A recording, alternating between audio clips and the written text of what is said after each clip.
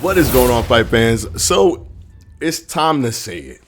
It's time for us to truly be honest with ourselves when it comes to Jake Paul. I'm of the belief that every fighter that goes in there to fight Jake Paul truly just gets stunned and bewildered. Now hear me out. Hear me out. They get stunned, they get bewildered, and they freeze because of how good he actually is. And hold on. Put listen, yo, Zach, Taylor, Patrick, put your pitchforks down. Let me finish talking. Put them down. It's okay. I truly believe that although maybe Jake Paul isn't like the greatest, of course, all right. He's not the best boxer in the world. Okay, fine. That's fine. But I think he's better than what people believe he is. And I also do believe that his ability to learn, his conditioning, and this was proven in the Chavez fight, gets better year after year after year. His sharpness, he was throwing sharp uppercuts, sharp jabs. He was placing his jabs correctly. If you looked at the replay, even in slow motion, you'll see that a lot of his jabs were shot at places where Chavez was going to put his head and had yet to put his head there, but it went right into the missile. So he's not even fighting at a basic level. He's fighting at he's playing chess in there with boxing. He's already at that point where he's playing chess. He's not just trying to punch your face wherever he sees it.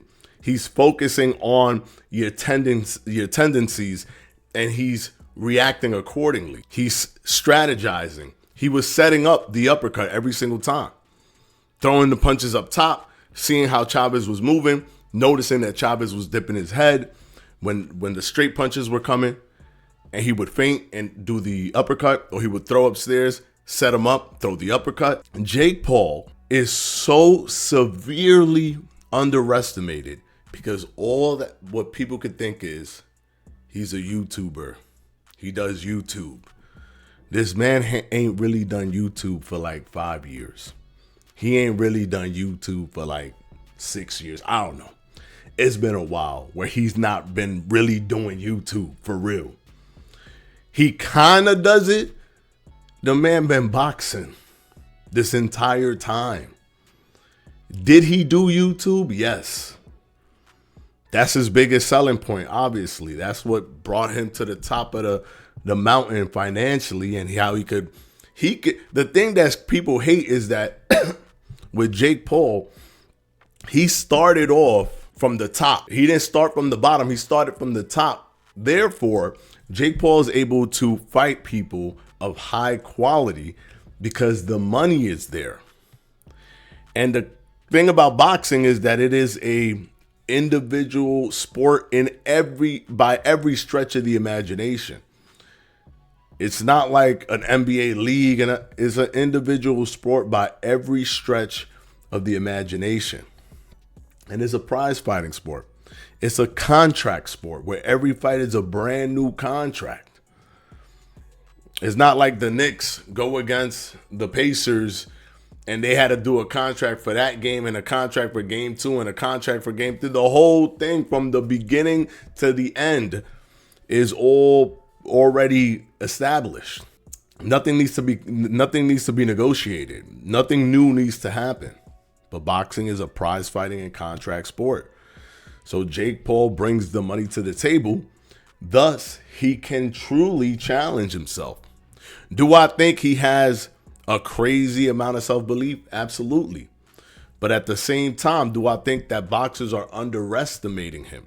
I think Chavez went in there and said, I don't think he's that good.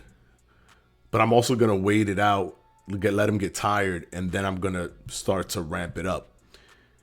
He got in there, was getting jabbed nonstop, and then realized, yo, this dude can hit hard, like, or this dude is accurate. Like, I'm thinking I could easily get away from this stuff, but I can't. Okay, well, he's gonna get tired. I've seen his conditioning. He hasn't done 10-round fights, and he gets tired quick. Jake Paul ain't really get tired till like round 9. The man used to get tired around round 5, round 4. He not getting tired anymore. And what you think is gonna happen next year? He probably not gonna get tired in a 10-round fight at all. People are severely underestimating Jake Paul, not just the fans, but the fighters. They're probably not training as much. They're probably just like, this is a good payday. Then they get in there and they get frozen. I think Chavez wanted to wait for him to get tired, realized he wasn't getting tired, realized time was running out, and started ramping up the aggression. But it was a little bit too little too late. Yeah, you could take round 9 and 10. That's fine. But Jake Paul he beat you mathematically. So Jake Paul, to be quite honest, even if he was tired or if he wasn't, he didn't need to do anything risky. Plus, he was taking Chavez's biggest punches. He was eating them.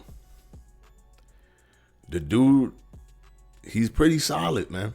He's a pretty solid boxer. Now, can he become a champion, a world champion?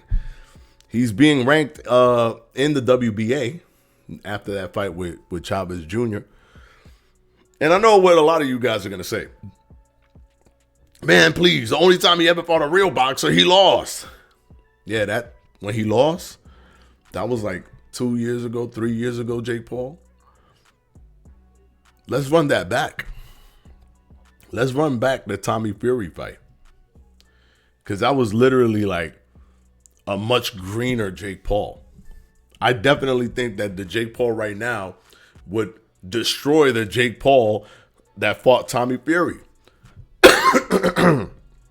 And if they were to run it back, I don't know that it would be a easy win for Tommy Fury. There were some struggle moments for Tommy Fury in their fight. Granted, I mean, Jake Paul even knocked Tommy Fury down at one point with a jab. I understand he was off balance, but that was good timing by Jake Paul. There were struggle moments.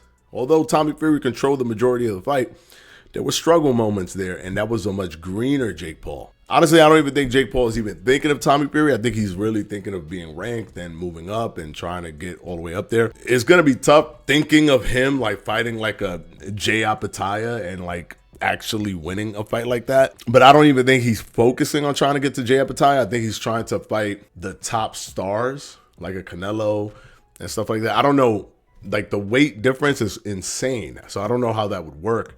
But I think he's looking for that type of, he wants to fight for a belt, but he also wants it to be a big event at the same time. Listen, you guys know me.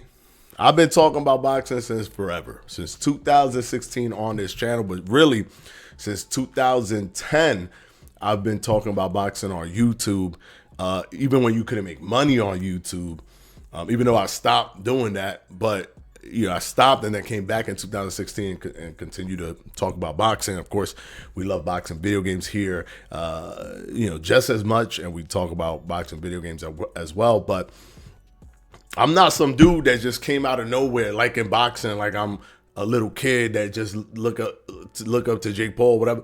That's not me. That's not me. And I predicted that this whole Logan Paul, Jake Paul stuff was going to be good for boxing, and it has been. Because it has pulled in a young audience. Had it not been for the whole Logan Paul KSI situation when they fought each other and the whole Jake Paul and all this stuff, little kids would not care about boxing. Now there's a gateway for little kids to care about boxing and then eventually maybe even move on to liking the mainstream sport. Not the mainstream, but the main sport where people are fighting at the highest level. But now there's a gateway where they could care about it. They could kind of get it. They understand it now. Before, they wasn't even looking at it.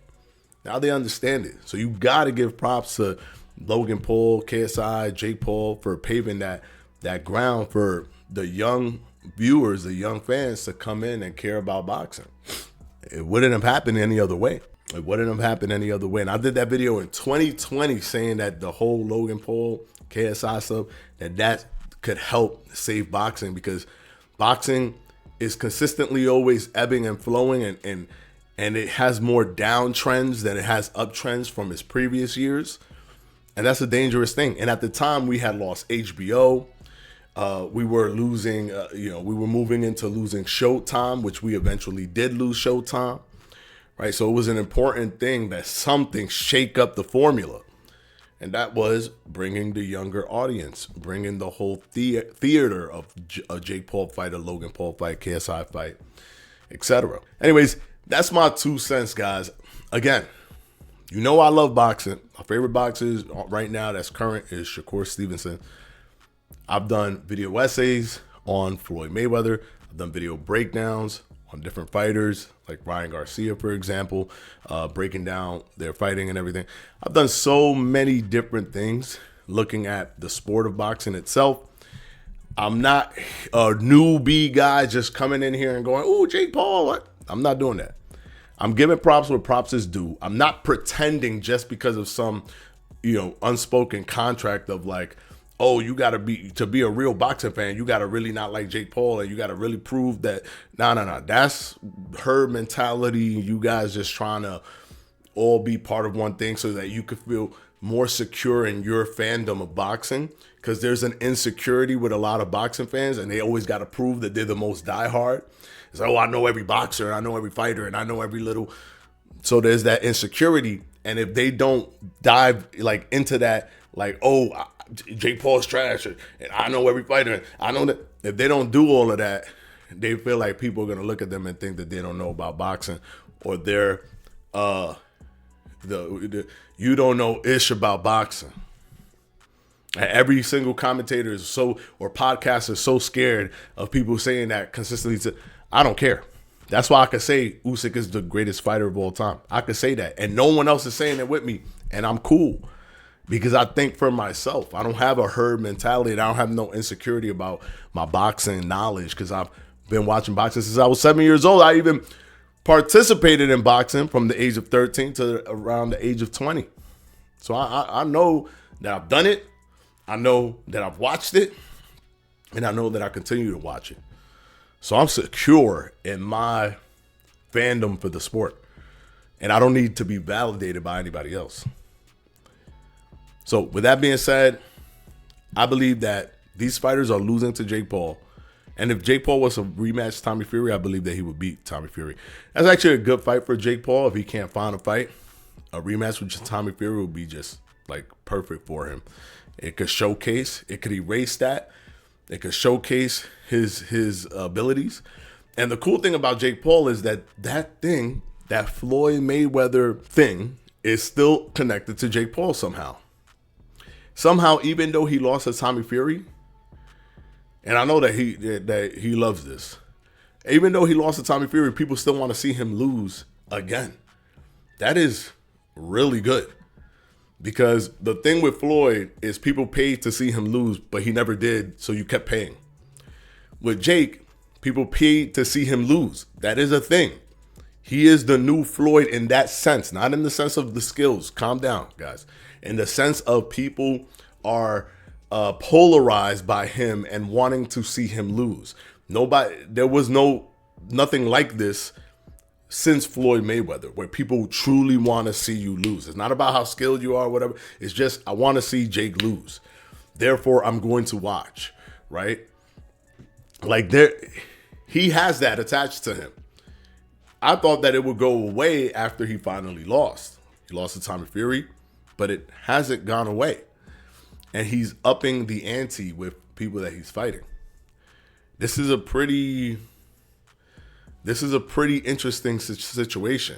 People still want to pay to see Jake lose. I think it's maybe because he hasn't gotten knocked out or something, and people want to see that. That might be a thing, but we're going to have to wait and see. I think he's great for the sport. All these boxers that say he's not or whatever, there's a little bit of jealousy there too from the boxers, because the boxers are not put in a position like that. And he, with the very limited amount of boxing experience, including zero amateur experience, people are feeling a certain type of way about him being elevated so much and making so much money. So boxers, you're going to hear boxers say that he's ruining the sport. But the reality is he's uplifting the sport. He's making the sport interesting. Before him, I don't think that Amanda Serrano and Katie Taylor would have sold out Madison Square Garden if it wasn't for him. Right? He also helped create like the Ryan Garcia situation and Ryan Garcia's stardom. Because Ryan Garcia moved in through social media. And that helped him go up. And he would collaborate a lot with Jake Paul. So there's a lot that he's teaching people, but some people just don't want to listen. They don't want to listen. Ryan Garcia saw the writing on the wall. He listened, did what he needed to do, and he became a superstar. So anyways, that's my 2 cents. This has gone on for about 17 minutes already. So I'm going to go ahead and end it right here. Let me know what you guys think down in the comment section below. Again, I truly believe that fighters are underestimating him. Therefore, when they see his skills, they freeze because they didn't expect even 50% of what they just saw or what they're experiencing. And then they kind of have to reevaluate because now their game plan is thrown out the window. The game plan was, let me go in there, let me cruise, let me do whatever. The person who's going to end up beating Jake Paul again eventually is got to be a fighter who takes him super seriously and trains like he's a fighter. These fighters are training like, it's Jake Paul, man. He a YouTuber. The man's not a YouTuber anymore. The man dedicates everything to boxing. He is not a YouTuber. And the more y'all keep thinking he is, he's going to keep beating y'all. He's going to keep beating y'all. And he's going to keep getting better and better and better and better and better. And the sky's the limit, to be quite honest. If he just keeps going with this, the man could take a punch. The man getting sharper. His conditioning is getting better. He's eventually going to be able to do 10 rounds with no problem. That's like 2 or 3 fights from now. 10 rounds with no problem. And then what? 12 rounds? In 5-6 fights, he could do 12 rounds? That's championship rounds right there. He's fighting for a world title. Anyways, I'm going to end it. 18 minutes. Jesus. My bad. All right. You guys missed me anyways, right? Well, you guys missed the boxing talk. So, here we are. Anyways, until the next one, guys. Peace out.